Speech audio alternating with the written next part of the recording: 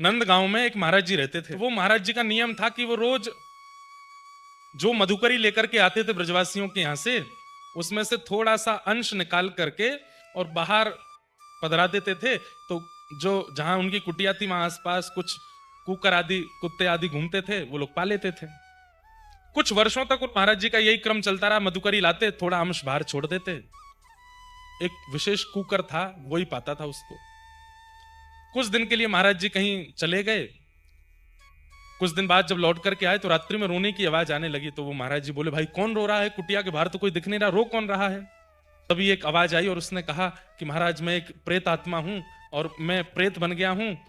आपसे ही मेरा उद्धार होना लिखा था, इसलिए मैं कुकर बन के आता था और आपके मधुकरी के बाद जो आपका उच्छिष्ट होता था उसको पा रहा था। मैं कुछ अंश और पाना था, वो पाते ही मेरी मुक्ति हो जानी थी, पर आप पता नहीं कहां चले गए तीर्थ यात्रा के लिए, मेरे वो अंश रह गए हैं और अब मैं फिर से प्रेत योनि में भटक रहा हूं। तो महाराज जी बोले, तुम कैसे प्रेत योनि से मुक्त हो गए?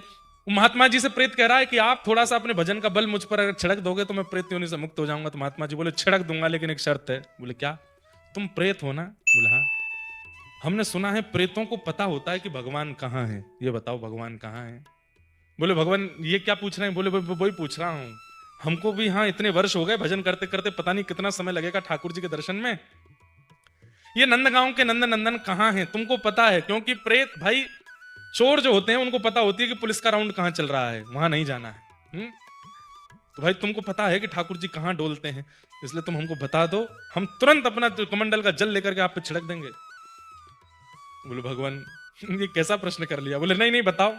बोले पिछले दिन हम प्रेतों की मीटिंग हुई थी, तो उसमें पता चला कि आजकल ठाकुर जी एक नंदगांव का ग्वारिया है, वो गैया चरा करके लौटता है, उसकी गायों के झुंड के बीच में छोटे से गोपाल जी बन करके जाते हैं और उसकी गाय हाँकते हैं। अब बस इससे ज्यादा मुझे नहीं पता है, मुझे बस इतना ही पता है। बोले बस इतना ही चाहिए था, जल लिया छिड़क दिया, वो प्रेत तो मुक्त हो गया।